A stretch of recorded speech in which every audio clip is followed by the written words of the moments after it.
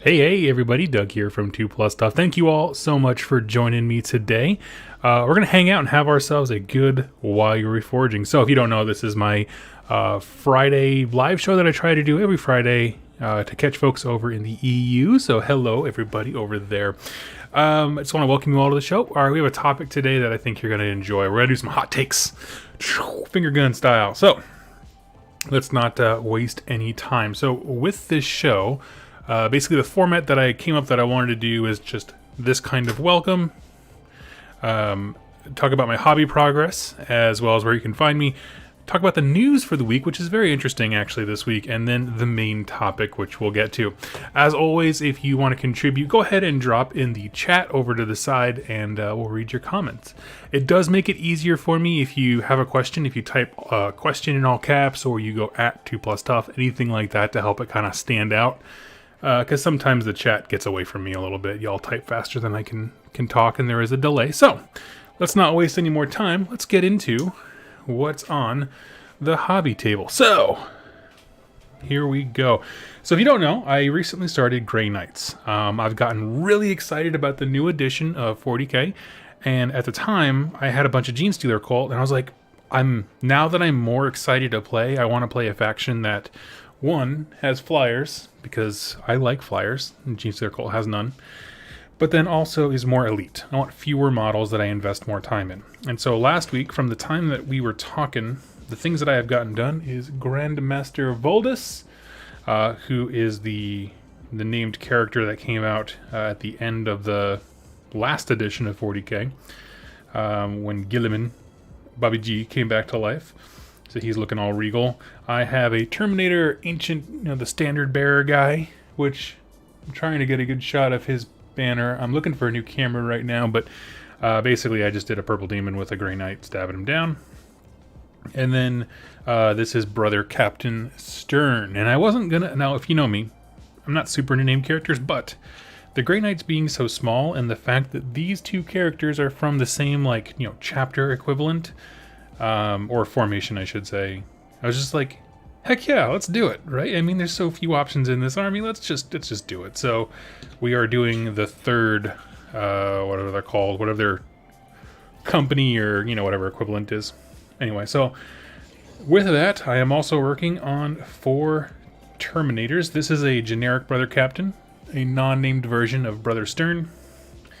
And then, because of the way that they split the kit up, as I did with a lot of stuff in 40k, this is a Terminator Paladin squad of 3 dudes, is the minimum you need. So, like I said before, I got the Grey Knights. Some of the arms weren't quite on right, or they were kind of mismatched, so I popped the arms off. These are the 3 Terminators that are super good to go from out of the box.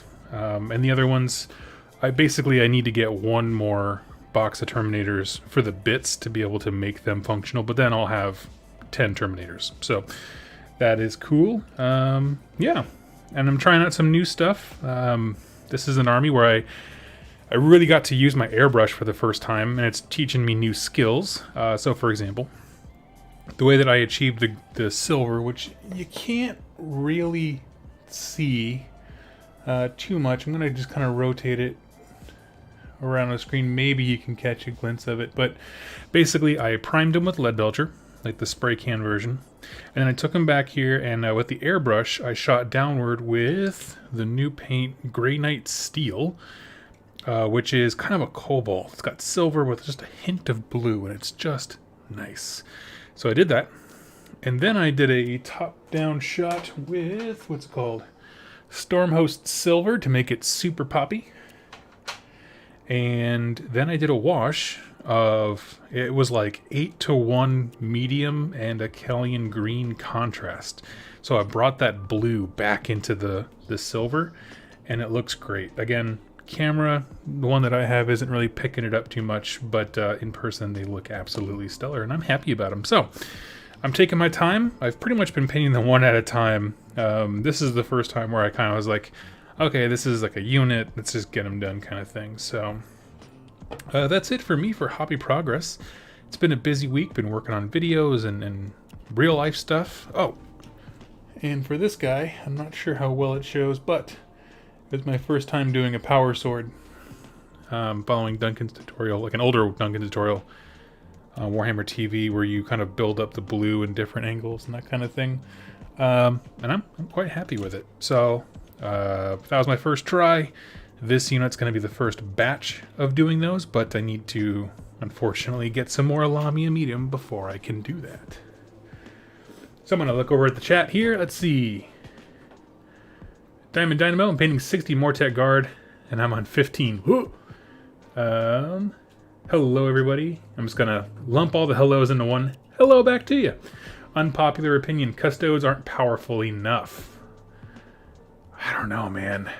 That's a spicy take. Sick to catch a live show. Hey, Alex. Unpopular opinion number 2, Space Marines aren't elite enough. Now, that one I will agree with. A full Primaris army is just a couple dudes, and I kind of dig that. But a typical Space Marine army of just the little guys, yeah, I want them to be more elite. Faux show. Let's see. Grey Knights are cool, but I wish there was possibly a proper non-Grey Knight Inquisition army. For sure, that'd be really cool.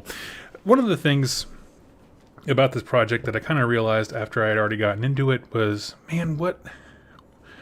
They don't have access to Primaris, which I did not know when I got them.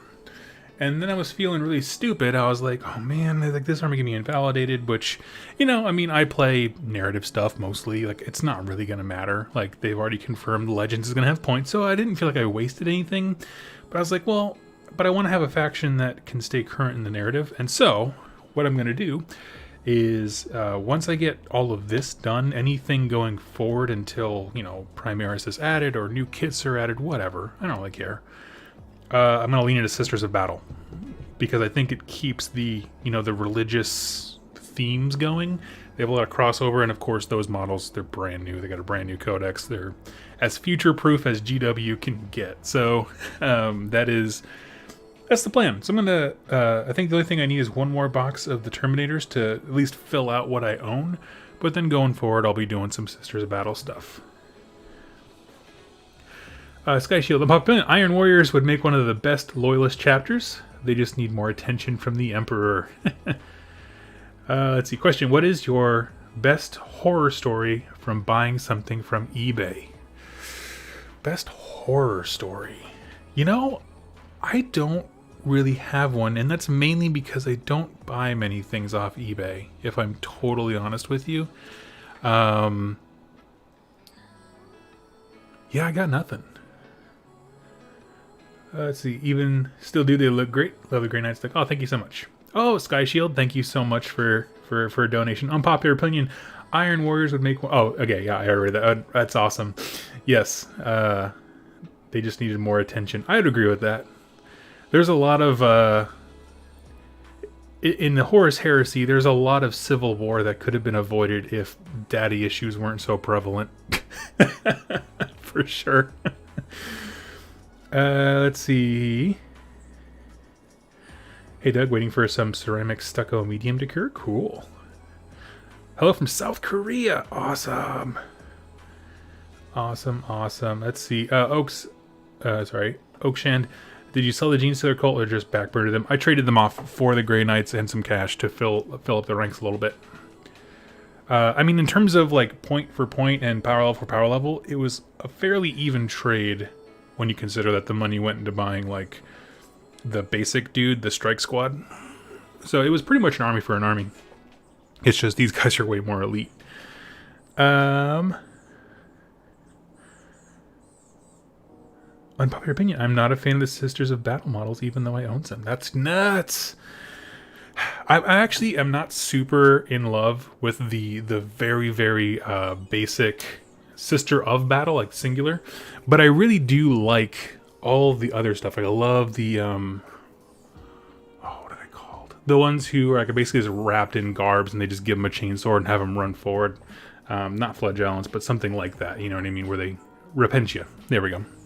So that is something I think is pretty cool. So now we're gonna move into talking about news. One thing I want to add in the end here is if you want to see my hobby progress as it's going and how things are developing, in the links down below, you'll find stuff to my social media.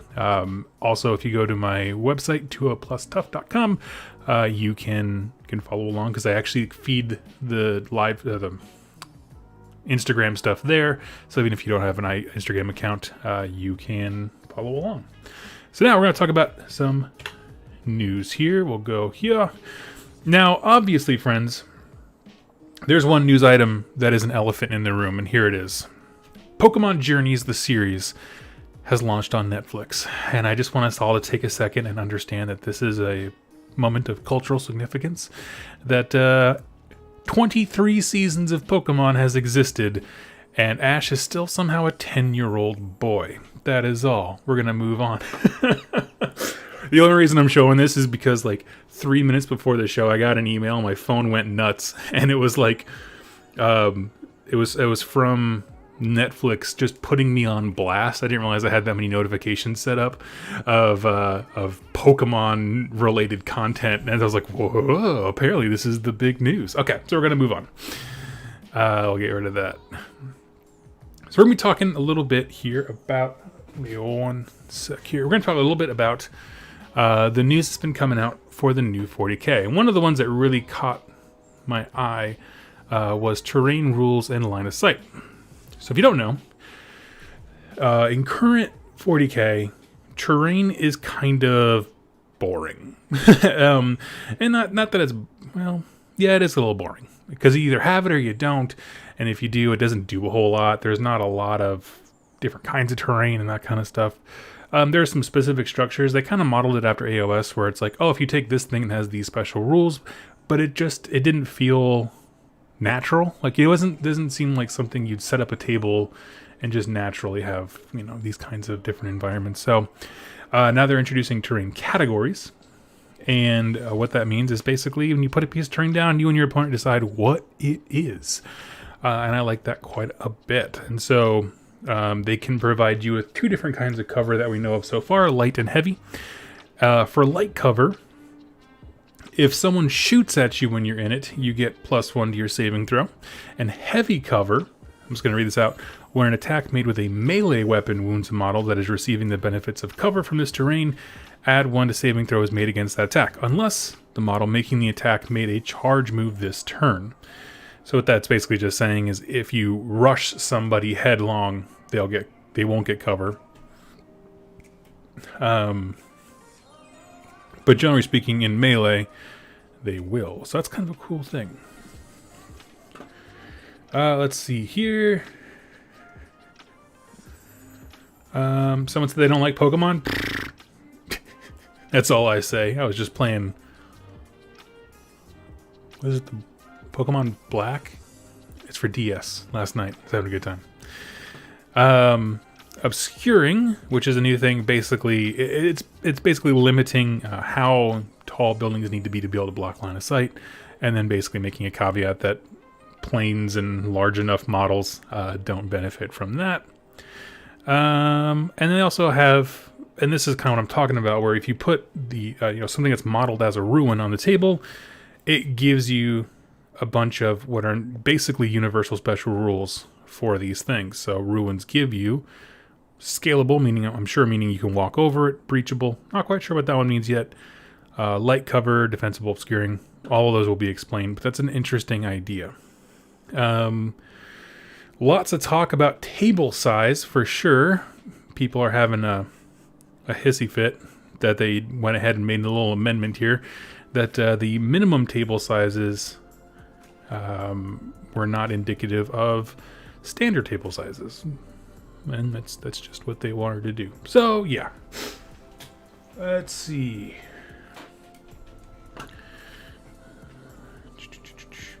Sucker Punk, so you play a lot of Pokemon? How did you like the recent games? Oh, I don't play a lot of Pokemon. I just play the most recent. I played Black and White, Red, Blue, Silver, Black and White, and that's it, I think. Yeah, so that's basically all there is to that. So let's move on.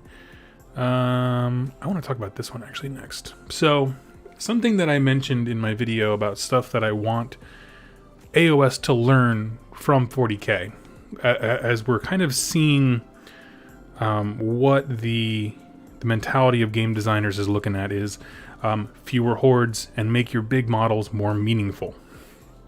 They're doing this a few ways by giving stat bonus or points increases to pretty much all models, and then making tanks and monsters and stuff like that way better. And so, again, this doesn't necessarily have a one-to-one crossover for AOS, but I like that their minds are in that design space of making big things cooler, for sure. The biggest thing is big guns never tire, which a vehicle or monster makes attacks with ranged weapons, even if it's engaged with enemies. So basically, you can't tie down tanks in the same way you used to be able to. It used to be that you could just have one dude run up and, like, you know, butt slap a tank, and all of a sudden it can't shoot anything. Well, now it can. Of course, it still gets Overwatch when you're coming into it, and then he can shoot at a -1 ballistic skill, if I'm not mistaken. Subtract 1 from hit rolls when resolving. Yeah. So it's a -1 to hit, but you can.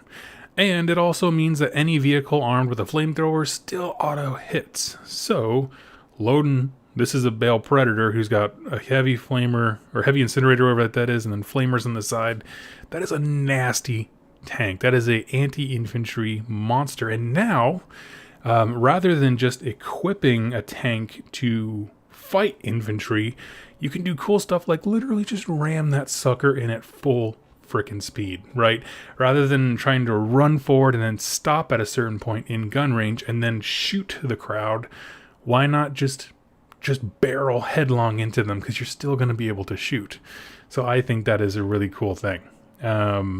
Personally, you know, not everyone super likes it, but yeah.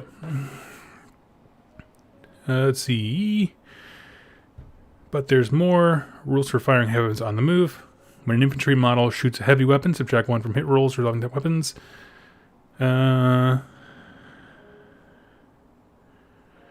Only infantry models subtract 1 from their hit rolls when firing heavy weapons after moving, meaning your vehicles and monsters will no longer be affected, nor will bikes or any form of non-infantry units for that matter.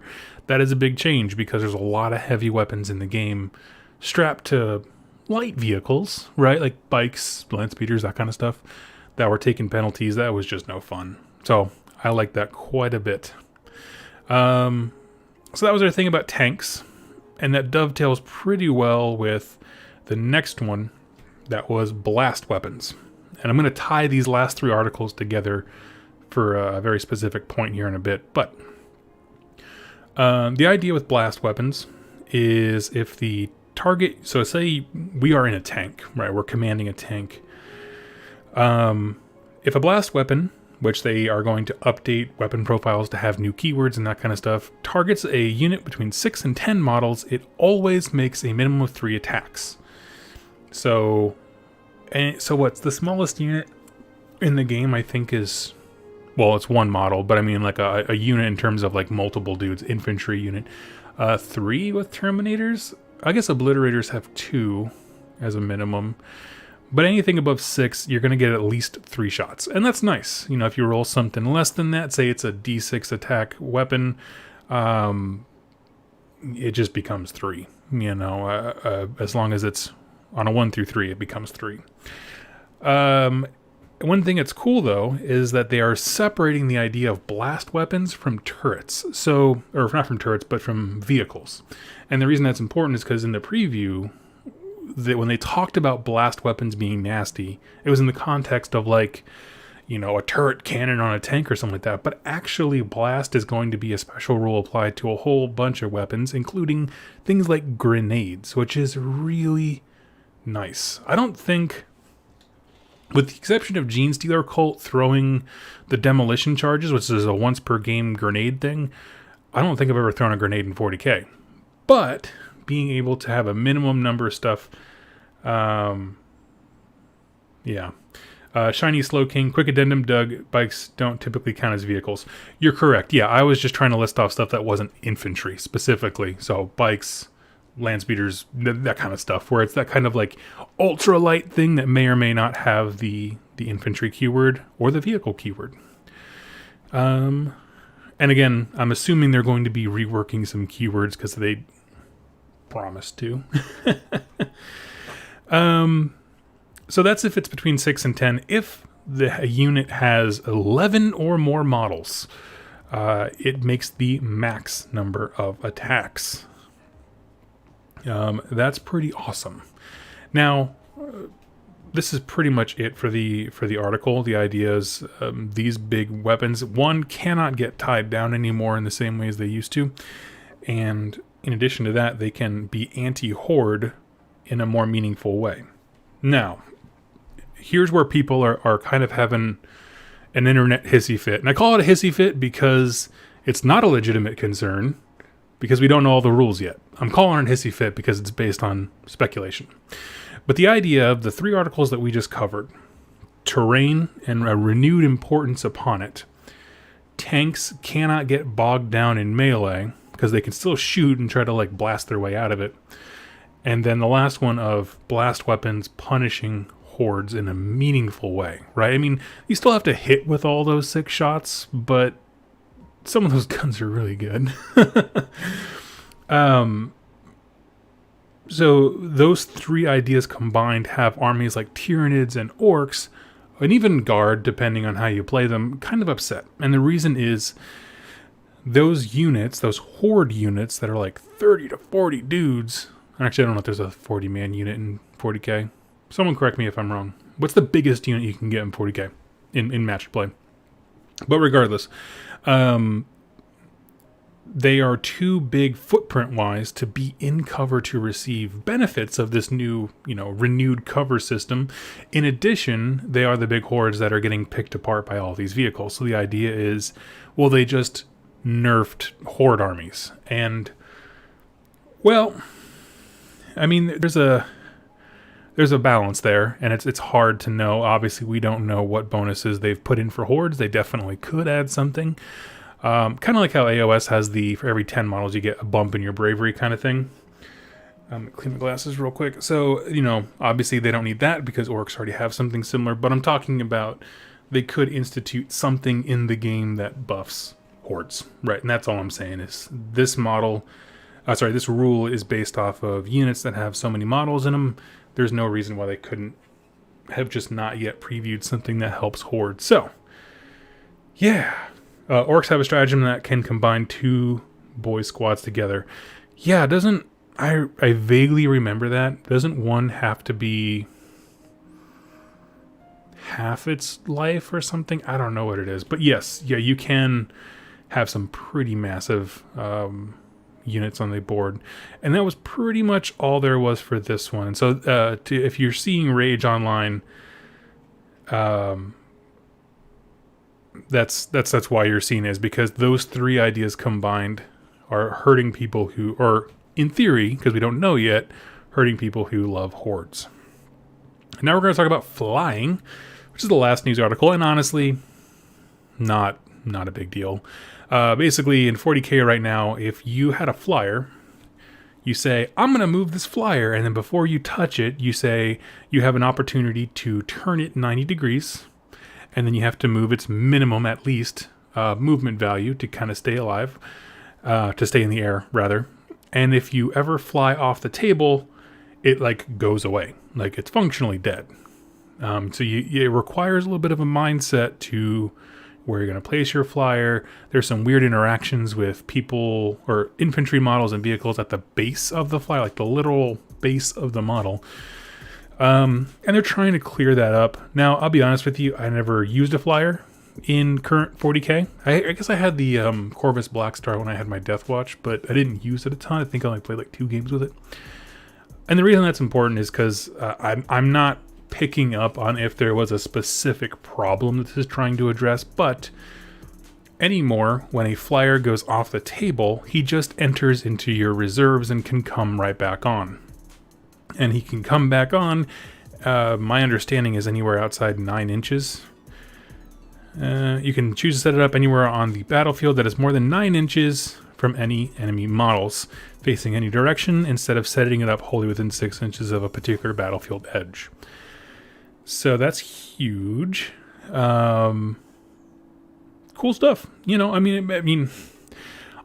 one of those things that it lets you play with your cool toys longer, right? If you get yourself into a janky position where your guy flies off the table, it's not just like a kick in the groin. What I think is more important is this thing up here on the screen, which is they basically listed off a bunch of bullet points. I'm going to read this little blurb here. These bullet points above are actually a preview of how each rules topic is conveniently summarized at the end of a section for easy reference. If you need a reminder, check the bullet points. But if you seek further clarification, you can just read the full description of them above. If only all things in life were that simple. This concept of having a quick reference of how things interact, I love it. I want more of it. I want it in AOS. I just like it. So, G-dubs, good job, right? Having more quick access information rather than, poring over the different parts of the rule book. Obviously, not every single interaction is going to be listed, in the bullet points, but I do think these will give us some nice broad strokes. So I think that's a win. And that's it. That's all I have for news. So I'm going to get myself set up for painting here. Let me know your thoughts if you guys have any thoughts on the recent information about 40K. Obviously, there's not a lot of AOS going on. A lot of the other game companies aren't doing a whole lot. Corvus Belli is sending me a copy of Code 1 so I can really review the rules and get into it. So we'll talk about those things. Those will be part of the news cycle eventually. But yeah, for right now, this is what we got. So go ahead and tell me your thoughts in the comments. I'm going to get myself all set up for painting here. It was that time of the month where I get myself some clean water. As I am often made fun of for using dirty water online, much to the chagrin of many painters out there. And we're going to hang out. We're going to move into our main topic once I'm sure that no one has any more thoughts on the news. The main topic, I'm just going to roll into this before I read anything else. Main topic for today is going to be unpopular opinions. Now, I shouldn't have to say this. This is intended to be fun. Literally, the title is Unpopular Opinions for Fun. We're going to have a good time. No one's going to get offended, and no one's going to insult anyone else. It's just my thoughts. And so the way this game is going to work is I'm going to give an unpopular opinion, and there's a delay between when I say something, you hear it, and then you're able to respond. There's like a 40 to 60 second delay. And so I'm going to say an unpopular opinion, give my explanation for it, and then I want to hear some rebuttal. And again, it's fun. Let's all just have a good laugh, and we'll keep it light. And we'll make fun of ourselves sometimes, because we can do that, and that's how we get through things. So, let me start here. I got my list. I'm just going to double check real quick that no one was talking about the news. Okay, Jacob Foxley, I'm actually feeling really positive and excited for new 40K. I wasn't at all, but seeing the new rules previews, super hyped for it. That's awesome, dude. Yeah, I think they're really nailing the kind of stuff that we want to hear about, right? I've just like, don't just make it new, make it better. And let's show us news about that. Let's see, I'm just grabbing, I got a new little thing of brushes here. Yep.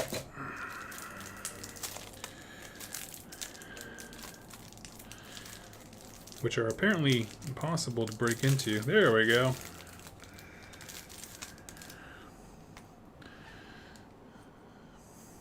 All right. So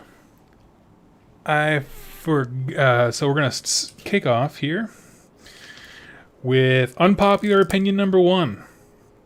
Solid black bases look best to me. Now, again, I'm going to defend this here.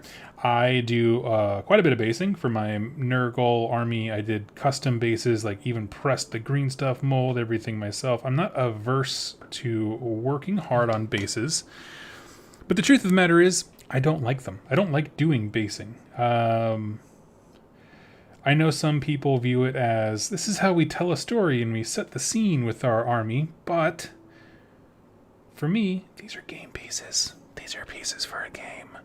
And so, since they're not artsy in my mind when I think about them. I don't really want to do basing stuff. In fact, because they are game pieces, and that's how I view them, I like when there's a solid black base because it looks consistent on any type of table. And that to me is a huge deal. Now, I have seen some people say like, oh, Doug, well, why don't you use the... They've got clear bases now, where it's like a clear piece of acrylic and you put the guy on that and you can see the mat through it. That way it would look consistent because it would just match whatever table you're on. And I like that in theory, but I've yet to see it done well. And the reason I say done well is because when I see those kinds of armies, typically what's happening is someone put too much glue on it, and now there's like a white frosting at their feet. But for me, I like the solid black bases. It's a visual coherency. They all match. They all look fine. And they look the same anywhere they go. So, I'm going to open it up here. Uh-oh. Base Lord Vince is here. I see we're starting out with the strong one. Exactly. It's going to get more spicy as we go, but yes. Hot take. Vince, I appreciated our chat about bases. You came on the channel a while back. It was epic. And you inspired me to do my Maggotkin bases the way that I did. And I did do them. I put the work in, and they look amazing, and I have no plan to get rid of them. But it doesn't mean I'd ever want to do it again. Let's see. Maybe it's because I always do my bases last, but minis don't look complete to me without a textured painted base. That's a fair point. Let's see. Hello there. Using bases to tag items is awesome. It's just extremely fun to me. Yep. Again, that is why it is an unpopular opinion. Okay. I didn't see a whole lot of pushback to that one, except for probably Vince had a small aneurysm, but that's okay. We can keep moving. Let's see. Oh, that's right. I forgot. I'm supposed to do the bolters on these guys, too. Always forgetting stuff. What's the subject of discussion? I'm listing off things that are unpopular opinions that I hold, and I'm literally have a list here. I'm crossing them off. Okay, next unpopular opinion here. Let's see, which one? Oh, here we go. GW, you're bad at naming things. It's just y'all in your marketing department. Come on. You don't know what sizzles. You don't know what pops.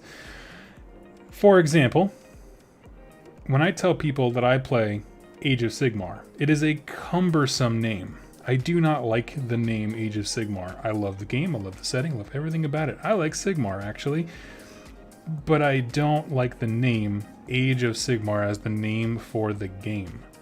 A perfect example of this, in my opinion, is the game Underworlds. When Shadespire dropped, all of us called it Shadespire. It is Shadespire. Why? Because that name is sexy as hell. It's got some pop to it. You know what I mean? Like, it's got some connotation of like, ooh, someone's throwing shade, ... spire. You know what I mean? It's simple. It's got that oomph with sails. But that's not the name of the game, is it? It's not. It's Warhammer Underworlds : Shadespire. And it's Warhammer Underworlds : Beastgrave, and that's just lame. Just call the game, or have it be Shadespire, and this is because it's the city. It still makes sense, but this could be the Beastgrave expansion, that kind of thing. I don't get the naming convention y'all go for.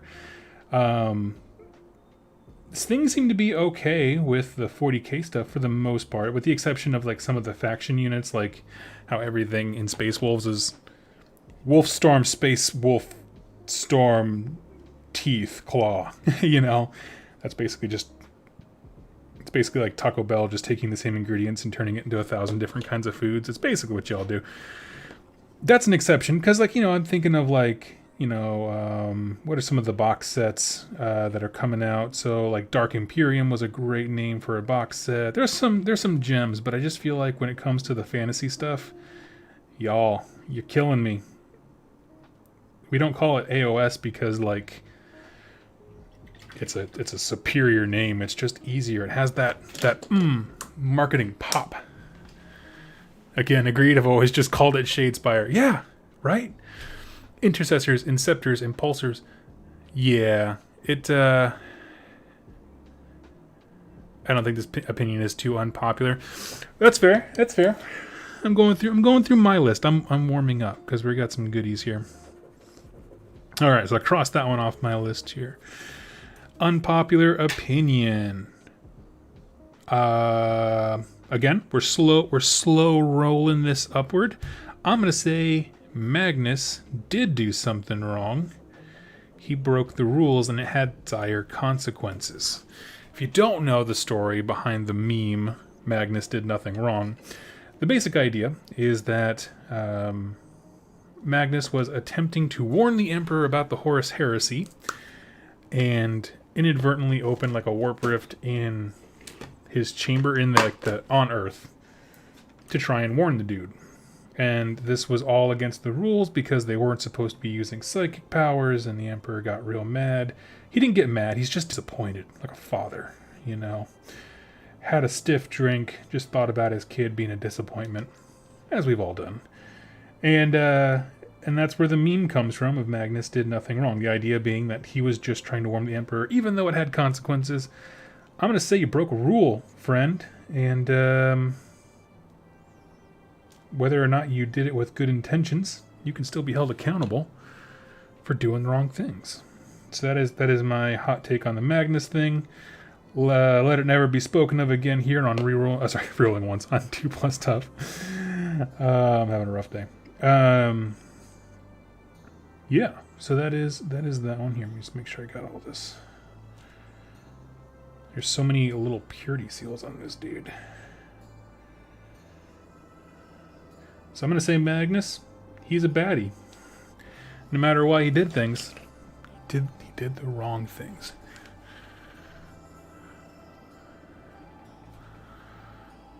You gotta listen to your father. Is that the takeaway from that? Is that an opinion based on what I just said?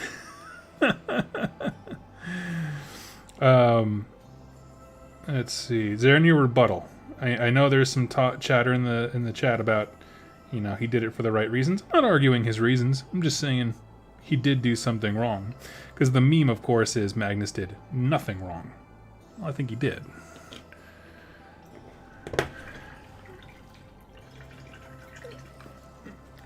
All right. What does this guy have left? Give me one sec here. I'm gonna drill all the bolter shells here at the end, or the holes. I mean, for the bolters. I think he just needs a little tightening up on that shoulder pad, and I'm gonna do all the power weapons together. So yeah. Okay, what's our next thing?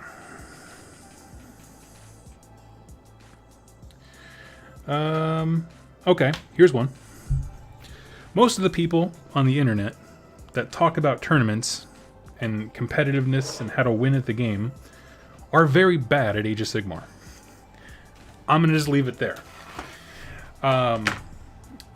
That is to say, my experience is that when I meet someone or I know people who do extremely well at a tournament, right?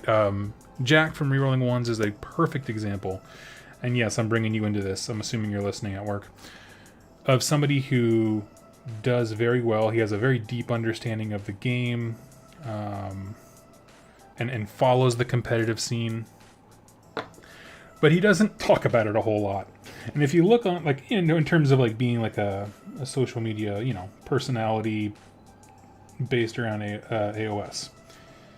And the reason that I bring up that distinction is because what you do see is a whole lot of people talking about X is good, this is trash. You know what I mean?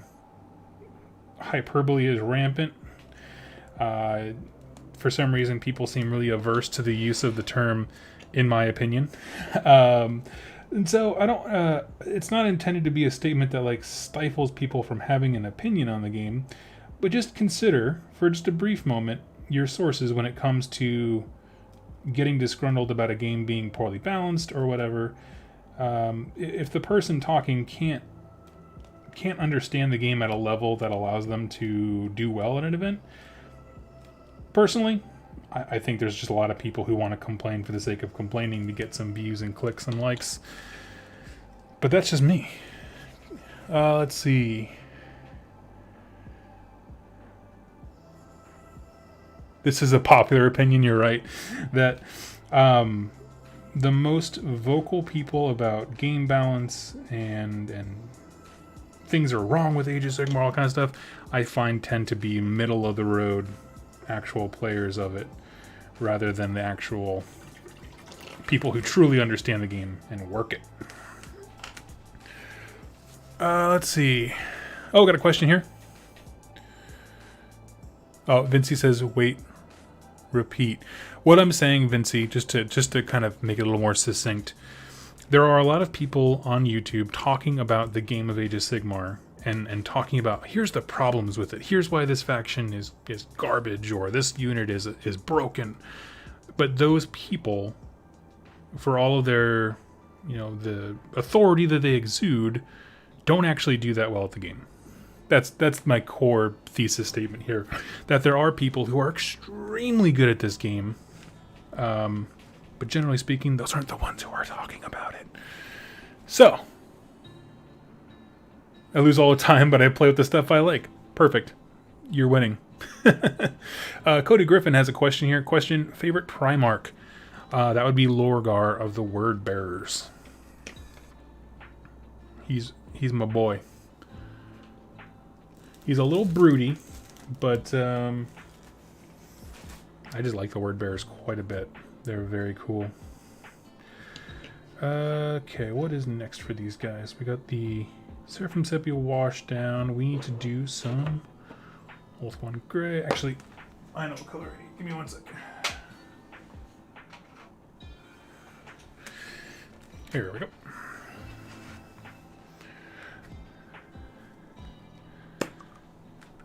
Let's see that. Andrew coming in hot here. Most people who rant about the game balance are wrong.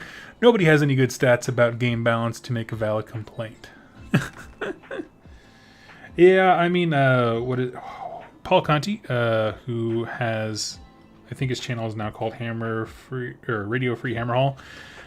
He had some good thoughts to say about like how, basically, so how data is collected and that kind of stuff.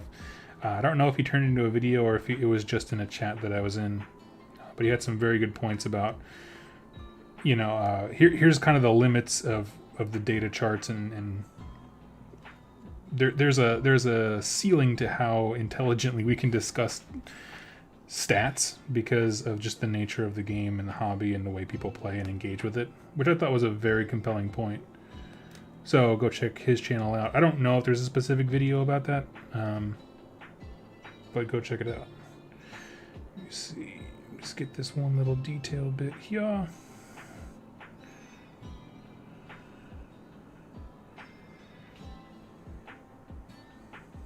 I'm looking for any more purity seals.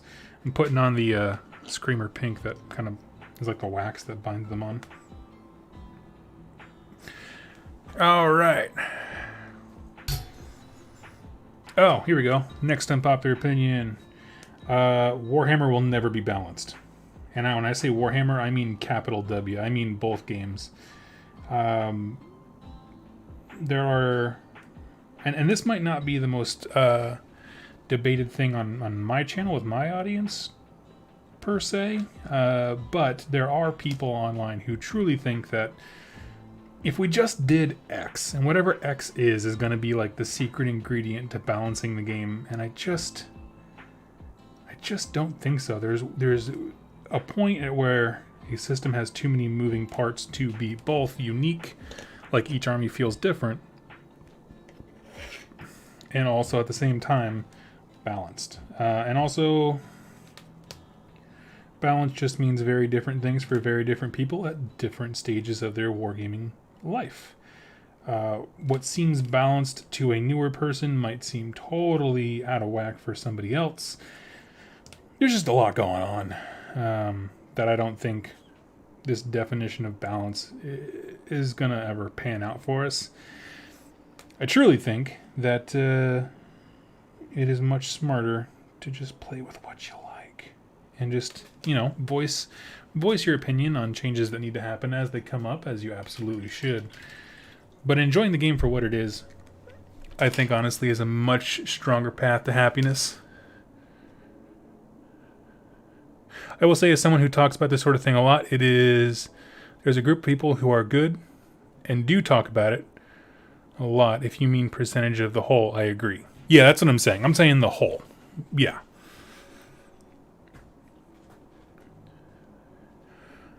Even chess isn't balanced. Everyone looks at 40-60 win ratios as the end of events. Nobody looks at game 1 matchups often enough. Interesting. I certainly never thought of that. So, let's see. I think at this point I can do them all separately just to make sure I don't miss anything, but we'll do that.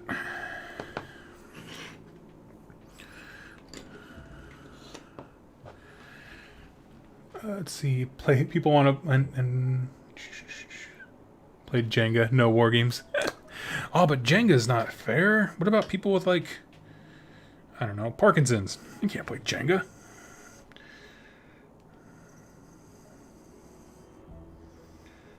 Okay. Let's see. It would be nice to see an imbalance in favor of the big bad at the time. Zosies, I never thought of that, but I'm on board. What if, so right now in AOS, the big bad, of course, is Nagash with the Necroquake and stuff like that. What if, because of that, we did see rules that really, really favor whoever the narrative villain at the time is? So before it would have been Archaon, in what we'll call Season 1, I guess, of AOS. That's an interesting idea, and I like it. It's something that I know other games do. I know if you're playing a historical campaign in the game Bolt Action, there is a way to have it be okay, we're on, this is recreating a specific German offensive, so they are going to have kind of optimum rules and that kind of stuff because it's an uphill battle. And I was I like that stuff. I'm not sure how much of it they would do, but I sure like it. So that's a cool idea. Anyone else have anything to add to that idea? Because so far, Zosies wins. That would be awesome, a narrative imbalance. Yep. But it has to be very clear and purposeful, rather than just GW, stop learning how to make games and make things fun. It's no. It has to be very clear, maybe these bonus rules are specifically for this, season of war or something like that. I'm on board. Also because I just love asymmetrical games, where one person is outnumbered or outmatched or something like that. Vindication! Yes, you win. Let's see. And to make it clear, I'm not... people who advocate for game balance or acknowledge that certain things are just out of step. It's not saying you can't complain about something or you can't, offer insight into something that's not working or, that's causing a negative play experience. For example, people were right to say, hey, playing against Slanesh is not fun, right? That was totally fine. What I'm saying is the end goal should be the most fun game possible, with the acknowledgement that every single game will not have a 1-to-1 balance outlook. So let's just lean into what the game is good at, which is telling cool as hell stories. Don't they kind of do that in the Time of War rules? Sort of. They're a little inconsistent with it, and they don't always make the big bad, if that makes sense. The big bad guy's not always scary. But it is the idea, I believe. Okay, a gentle version of this is endless spells. I'd encourage the spellcasters, if they were good, maybe there'll be an endless bullets period soon. That's so funny. Yeah. For me, my perfect games are the ones where, like I said, asymmetrical. We have different objectives in the game. And preferably we both know what each other's objectives are, though I like the idea of secret hidden objectives. That's kind of a cool thing. But not for the main objective. Like, I think we should both kind of have a clear goal. One is trying to stop the other person from doing X. But then, yeah, just kind of incorporating some narrative elements and just, I don't know, placing less of an emphasis on game balance is kind of my jam. But, again, that's just me. Give me a hot second to finish this specific thing, and then we'll jump into the next... Oh, that looks right. We'll jump into the next unpopular opinion here. There we go. All right, next one. Here we go. Hot take.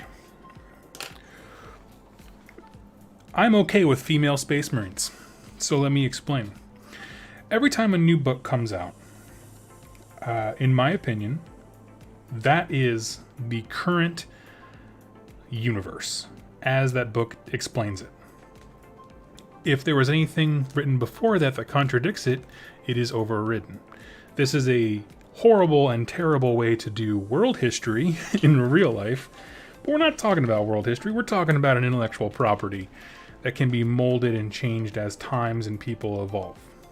A great example of this one is Centurions. If you don't know, Centurions are these big mech suits that like Space Marines get into, and it just makes them bigger and badder, loaded to the nines with guns. And when those came out, people were like, where have these been the whole time? You know, the whole Imperium's not supposed to be designing stuff, and the book kind of made it seem like it was just always in the background, just off camera, you know, and people were kind of like being neckbeards about it.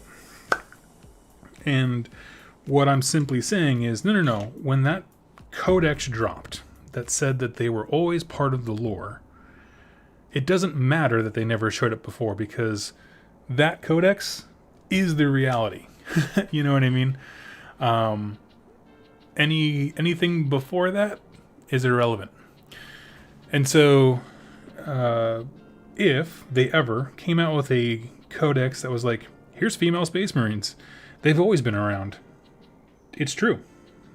It is true because that codex said it, and I'm okay with that.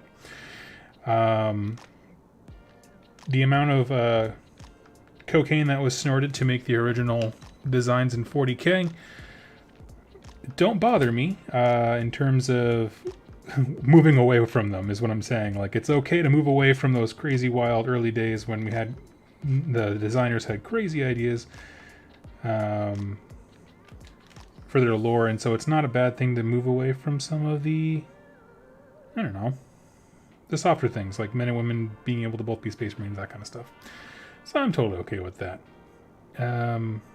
Basically what I'm getting at is I'm okay with an ever-evolving lore, you know, a world that can just randomly expand. And I say that as someone who likes consistency and likes, you know, a firm understanding of the world. It's what I've been advocating for quite some time when it comes to like understanding AOS lore. As someone like that, it's just like, yeah, but we got to be able to change. Like, locking into something is not my jam. we got some chat on that one here. Let me put this paint back. I'll go through these. Yes, totally agreed. This is a heated debate I've had many times. Yeah. So, and that's really the core of it, is just, it's not that I specifically think that like we need women Space Marines. I'm not like super passionate about the topic. What I'm passionate about is giving this fictional universe room to change and evolve. And this is one that particularly people are passionate about. And I think that's okay. Let's see. I'm not okay with female Space Marines. Female implies the ability to reproduce. That's not true. Andrew, I don't think necessarily that female is like it inherently means the ability to get pregnant. I mean, we have tons of operations that chemically or surgically remove a person's ability to procreate for men and women. Let's see. So anyway, that is my thought. I'm okay with it, but I mean, but again, it's that openness that's just for the same reason that I wasn't mad at Centurions just, spontaneously existing. I wouldn't care if they came out with a codex that was like, yeah, women have always been here. Haven't you thirsty boys been looking? Cody Griffin, question, why not introduce genetically enhanced sisters of battle? I mean, it's functionally what they would be. And that's honestly, when I said my statement before of like, this is not a subject I'm super passionate about, I just want them to be able to explore different things. That's exactly what I'm saying is, why not just do this other thing that's just as cool, right? I mean, we have Sisters of Battle and they are awesome, but they are not Space Marines, that is true. And I'm happy with it, either way. One thing that I like about the people who have disagreed in this chat, I'm going to say this very, very clearly. I like the fact that the people in this chat who have disagreements are like, I just don't like it. And you know what? That's cool. I respect that argument. That is a perfectly framed argument. I just don't like it. What I don't like is... or can't get behind is people with like, either weighing themselves down with lore of the past that they think is immutable, which is not true, or coming up with all kinds of reasons that get vaguely sexist and inappropriate to why this can't exist. I'm like, you just don't like chicks, dude, and that's fine. It's fine. We all been there. We all been burned before. Don't take it out on them. Don't bring it into Warhammer. Let's see. Michael Hammond, sisters could go through the process. Yeah, that'd be really cool. What if Sisters of Battle were the new equivalent to standard Marines, but both could go become Primaris? If they did that, I'd be like, yeah, sure, cool. That's not true. Give me 1 second. Let's see.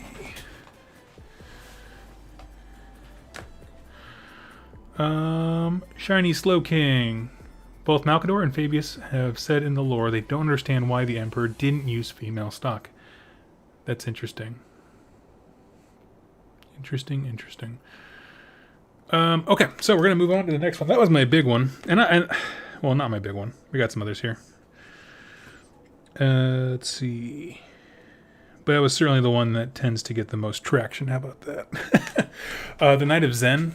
You just hit on a point that I am passionate about, and that is female guardsmen, or guardsmen and women, of course.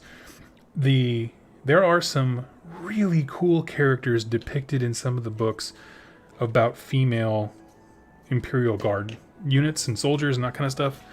And I do think it is a shame that all we have is the standard Cadian kit, first of all, because that kit on the whole is just kind of a sad panda. But also that they are, in fact, universally male. That is an area where it's like, you've already written the lore that guardsmen can be man and women, and they can be badass. So it's just like, you already broke the class divide there, You already shattered the glass ceiling. Just go the extra distance and actually make it a playable model.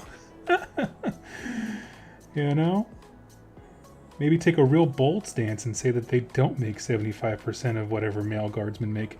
Hey-o! So anyway, that is Doug's opinion on that. So yes, I definitely want a new standard guardsman kit that reflects the diversity of the guard, and we know that they're capable of it simply because we saw the corrupted guard that came out for Blackstone Fortress, and there were some, I don't remember if there was a female sculpt, but there were just some very diverse depictions of like what guardsmen could be. in that set. And I think that was a win. Let's see. Looking for any place I need to touch up some of the silver here. It's funny, some of the resin models for these guys, I only have 2 resin models. I don't know if they're more jagged or something, like the details are a little more jagged. They collected wash in crevices far greater than the other ones, than the plastic kits. So I'm not quite sure what's going on here. Okay. Let's see. By the way, in Infinity, female minis are fully integrated into the model range. Yes, yeah. If someone was to ask me, like, what's a game that I think does a good job of female representation, I would say the current direction of Corvus Belli is great. The older one, where I think what happened was they had a game system, but they were investing in already designed models, and so that's why you have a lot of like the anime girl aesthetics on some of the earlier things. But they have really moved away from that and had just like strong female characters and that contribute to the game in such a meaningful way. Because they've over time phased out the more goofy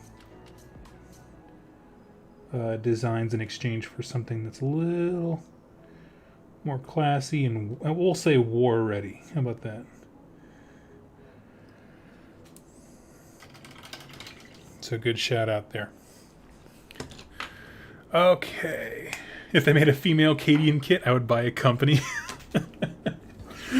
Oh my gosh, that's funny. I think that's just called Sisters of Battle. Has been fun. I'm off to work. See you.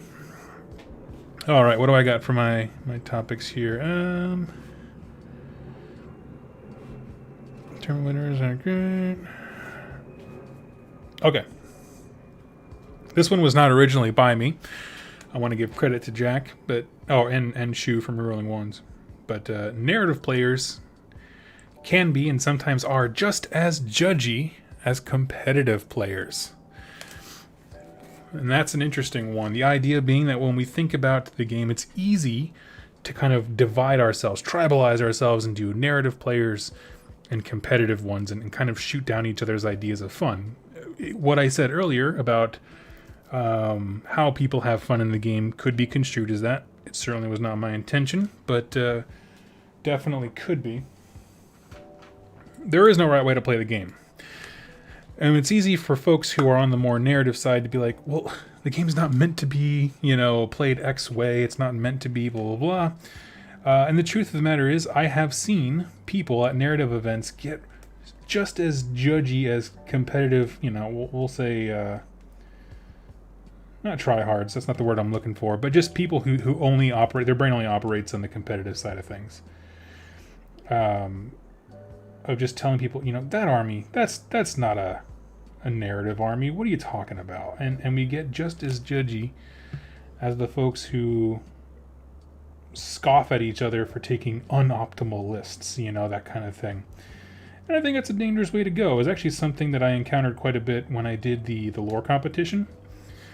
I posted my top 10 picks, and the patrons were allowed to choose, amongst those who's the winner kind of thing. And then once those were announced, I definitely got emails from people like, okay, well, this story was on the list, but mine was clearly better than theirs. So just kind of, walk me through your mental process, to which I said, no. And the idea being that their sense of identity and self and superiority was based in their ability to craft lore, and didn't pan out. Much like you can get people who, list build and they can, in theory, oh yeah, well, I'll just do X. I'll just do Y. You know what I mean? Like they'll build a list that can beat anything in their heads. And it's just like, nah. The dong plate was, unpopular opinion, the end times was great. We'll get to that in a hot sec, my friend. But yeah, that is my opinion there. Friends, just encourage everyone to have fun however they want, I do not care. If you come to this channel looking for competitive insight, first of all, super sorry. You're not going to win based on anything that I say. But in addition to that, apropos of nothing, welcome. Enjoy whatever you enjoy. Let's see. Okay, let me just get these last little bits of detail here on his arms.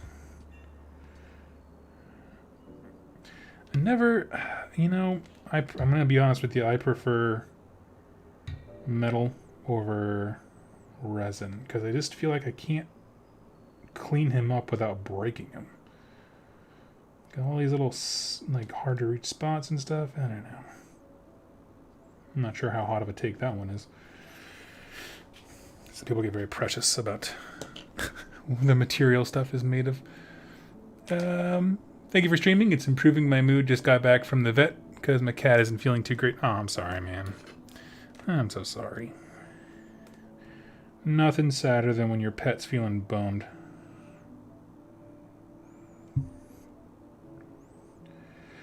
Let's see. Do I have anything left? I think that was the big one. Because all the other stuff that I had kind of fits into those same conversation topics. Like there was a big... I mean, it wasn't really an outrage. It was just a discussion about like when they announced the book cover for the new Ultramarine book and there was a Black Space Marine on it and some people freaked out about it. But honestly, I mean, that kind of fits in tandem with my conversation about the Sisters of Battle, which is just... if it's printed and it's the most recent thing, that's the reality we live in. Like, that's the reality of the fictional universe that was created, I mean. So the question of, can Black Space Marines or Ultramarines exist is answered by the fact that, yeah, there's one right on the cover. Duh. That was an easy one.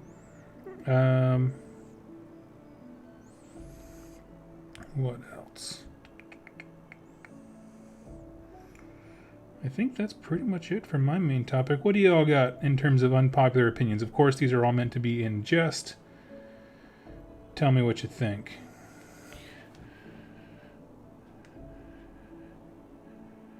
Oh, starting to get kitty asthma. Oh, that's a shame. Fine cast is quite alright most of the time. I will definitely agree. It's a very model by model basis thing. Because at one point I got a Necron character when I first started painting, just because I like the way he looks. And it was the guy who collects things. I can't remember his name. But his model, he just crumbled to dust in my hands. And I was so upset, and I was able to return it, but I was just like, what the heck? Trazen the Invent, that's his name. And so, yeah, I was a little upset about that. I have noticed, though, specifically for Space Marines or anything Imperium, they seem to be okay. And I think it's because the design of the Space Marines and largely the Imperium vehicles and bits and that kind of stuff is they're kind of chunky. And that kind of gives them the physical like design strength they need to not fall apart and crumble to dust. But yeah.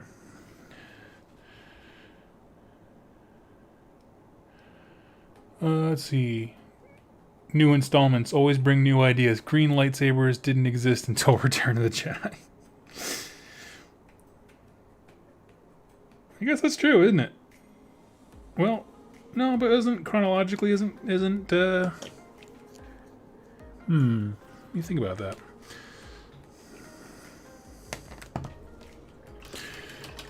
Unpopular. Forge World is great value for the money. I will say, let's talk about that. Let's talk about that for a hot sec. So, on the note of Forge World's value, I will say that they used to be. There was a time when model design and 3D CAD design was so primitive that when Forge World put something out, it looked radically different. And not just different, but better. But the problem is, the technology for making plastic models has outpaced what resin can do from Forge World. And so now, like, I'm sitting here looking at, he's not a Forge World specific model, but he is a resin one. And a plastic Grandmaster Voldis, and I'm like, the plastic one is just a better model. He's just 100% a better model. I've gotten a few of the Forge World heads from Stormcast, and they're fine. You know, they're fine, but they're not amazing.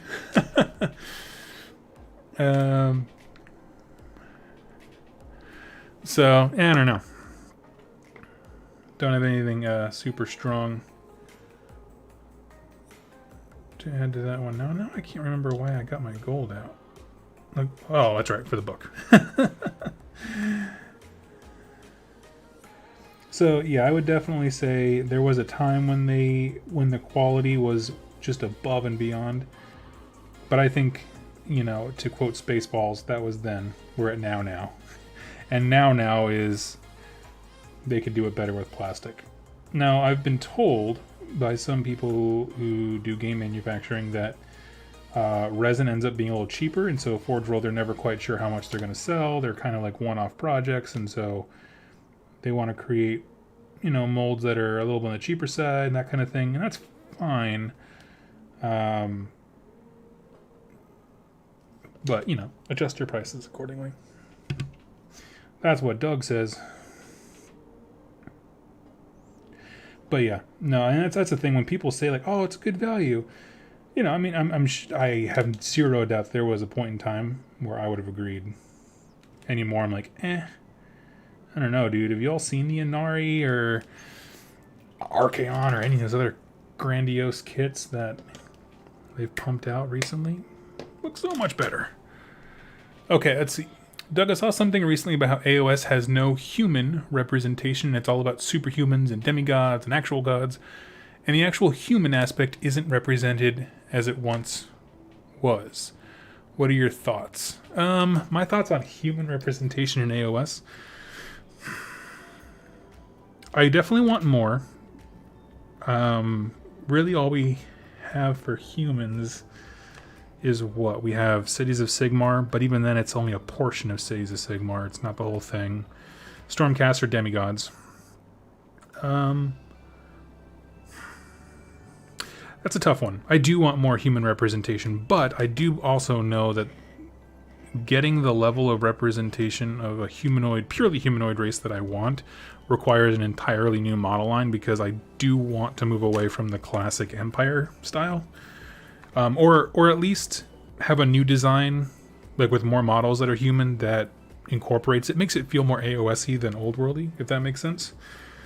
Like kind of like how they have the old Chaos Warriors. They came out with the new Chaos Warrior kit, which is different. It looks amazing, but you can interchange the two. They still look fine together. I want something like that brings humans more into AOS.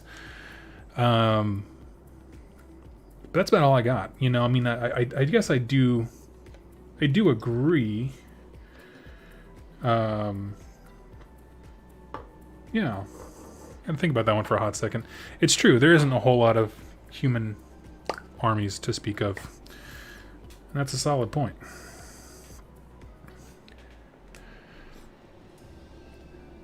Unpopular opinion, maybe Chaos better lose this time. No, Chaos needs to win more. Right now I'm just picking out the areas where it needs a little extra of the color buildup from the Grey Knight Steel. I'm sure y'all can't really see it on the camera, but I'm building up the colors here. And the way I'm building the colors is if you look at them from the bottom, it looks like lead belcher, and it looks like a very drab steel. Oh, sorry, I'm tapping my foot and made the camera shake. But if you look at it from the top, it's like that bright, brilliant steel. Okay, so got that. Let's see, this guy, he's looking pretty good. Let me just scoop out some of his shoulder pads here.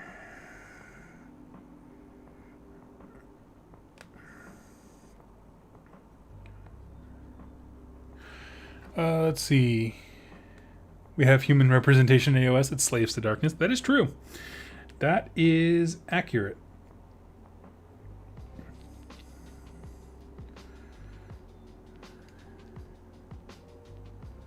What is it? The Futurama meme. You are technically correct. The best kind of correct. Let's see.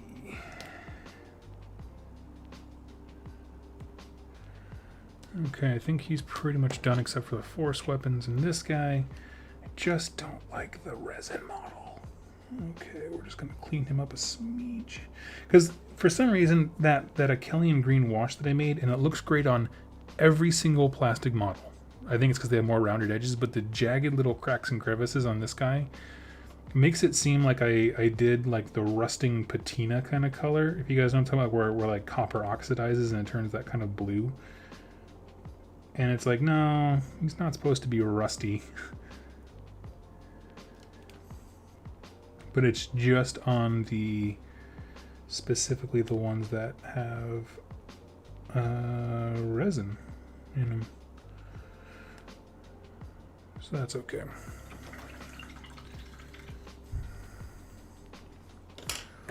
Alright, so these guys, I just need to do a quick highlight on some of the little bits, but they're pretty much done except for their weapons. Question, what are your thoughts on airbrushing? I'm interested, but a bit apprehensive about trying it. First thing, if you want to learn anything about airbrushing, go check out Vince Ventrella's channel. He has a whole bunch of stuff. And he helped me quite a bit. I mostly use it for base coats, and then I like to build color up. So like I said, with these guys, I had them as lead belcher silver and then built up some shinier, you know, in more intense silver from above. So that's like a zenithal lighting. But I don't use it all that much, to be honest with you. I like painting by hand. I find it very relaxing. And yeah. So I don't have a whole lot to offer you there. I apologize. But if you want to learn anything, definitely go check out Vince's channel. And at this point, that's it for my hot takes, for my unpopular opinions. So I'm just going to open it up to discussions. Oh, there's one more I wanted to mention by my good friends over at Rerolling Ones, and that was it's not my opinion, but the hot take is that John Blanche is overrated. Just because he was pumped full of cocaine and knew how to paint back in the 80s doesn't mean he's talented like Jackson Pollock. Was the words, I believe, something akin to that. And I just wanted to share that because it made me chortle. So I'm going to open it up to questions here just for general conversation before I close out the show, probably in the next 5 minutes or so. I like to keep these around an hour-ish. What's the girl's name in Neve Blacktalon? More humans like that. Yeah, I don't remember her name specifically, but I know you're talking about just kind of a tribal human. Definitely like that.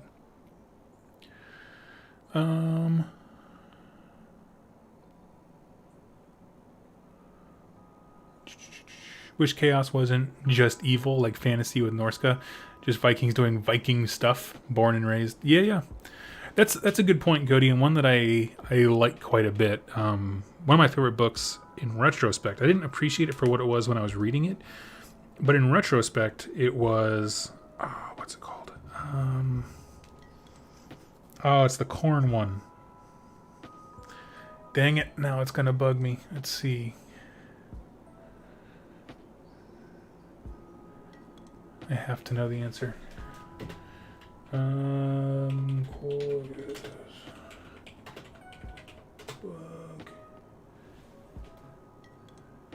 The Red Feast. There we go. Yes, the Red Feast is one of my favorite books because it shows a generic tribe that just have tribal beliefs get sucked into a world that they were not prepared for, right? Like, there's just bigger things going on, and they're just kind of like trying to be good people throughout the whole thing. I like that one quite a bit. With my last few minutes here, I'm just going to throw the Stegodon Scale Green, the base color for the power weapons, on here, so we can just hang out and chat while I'm doing that. But they will need a bit of time to dry, so I'll hop off afterwards. What should I buy when starting Gloomspite Gits? That's a tough one because that army has so much diversity in it. I would definitely say, for the sake of your sanity, ask yourself, what do you like most about the faction aesthetically, and start there. So if you're like, oh, I'm drawn to night goblins, focus on them and some of the squig riders. Or if you like the trolls, just buy them up, because it has a whole bunch of separate parts to it. Like it has like the spider fang and the troggoths and the night goblin stuff. Moonclan Grots, as they're called. But their synergies are pretty limited together. So starting with one and building out into the others is probably your smartest move in terms of having a good play experience. So I would just say pick one of those 3 big ones and then just buy stuff for that. So I will put the question, I'll punt it back to you. What do you like about Moonclan Grots? Or Glimpse by Gits.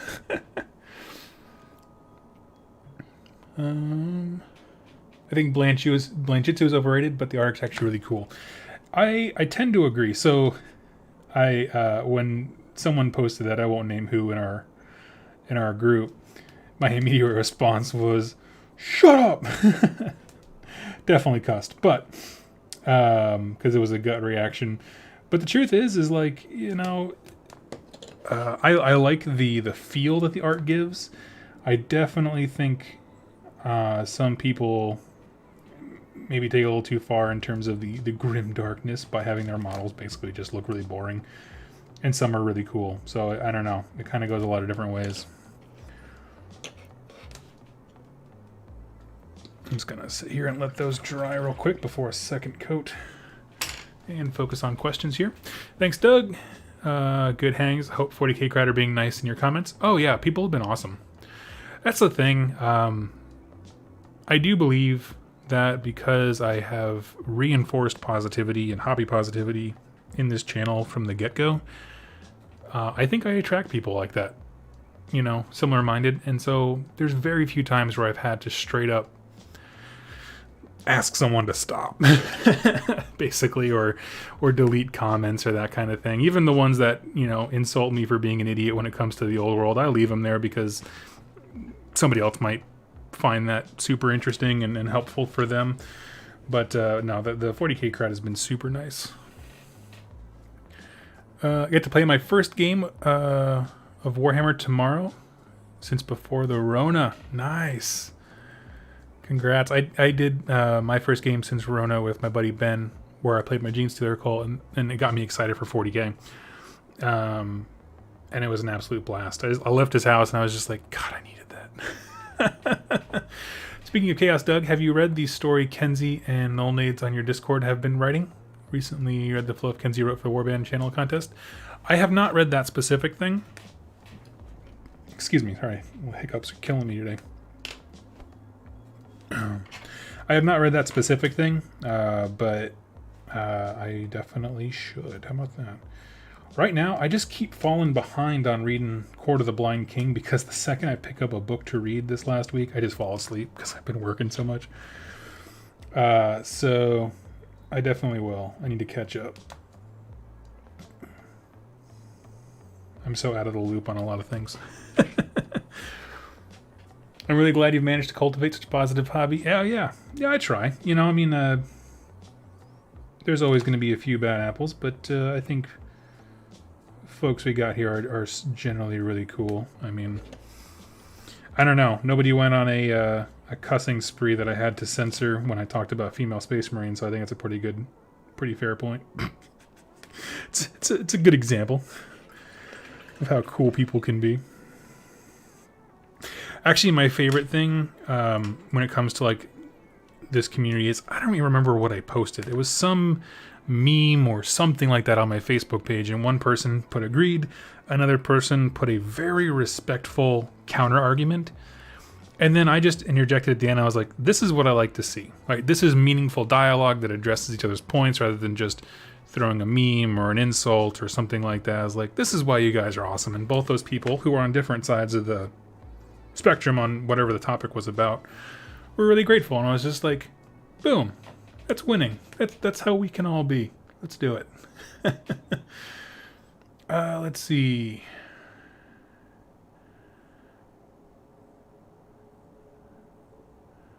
Oh, wait, I'm trying to follow here. Looking for Dylan's comments to see what he wanted. I like the spiders. Yeah, dude, lean into the spiders if that's what you like. I know someone followed up by saying they're kind of in a rough place, but honestly, if you're just getting started, don't worry about that right now. What you need to do is just focus on getting some basic models, like your spider guys become battle line under the right circumstances, and heroes to make synergies happen so you can really learn how they interact with each other. So I say go for it. Grab yourself some spider boys and just go to town. The Arachnarok is probably one of the coolest models that GW's ever produced. And I stand by that. That is a Doug stance.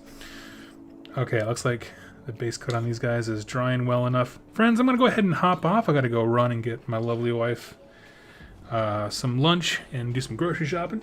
You all stay super classy. I will probably be on tomorrow at some point, but I don't have a time for you yet. It's just whenever I can in the afternoons, probably. Hi, it's Griff. Says, and me and my friends are cultivating the AOS scene around our community. We got like 8 people. Nice. That's amazing, dude. Good for you. Okay, friends, I'm going to go ahead and hop off. You all have yourselves a wonderful afternoon. Stay classy. Thank you, everybody, for your contributions, and I will catch you all later.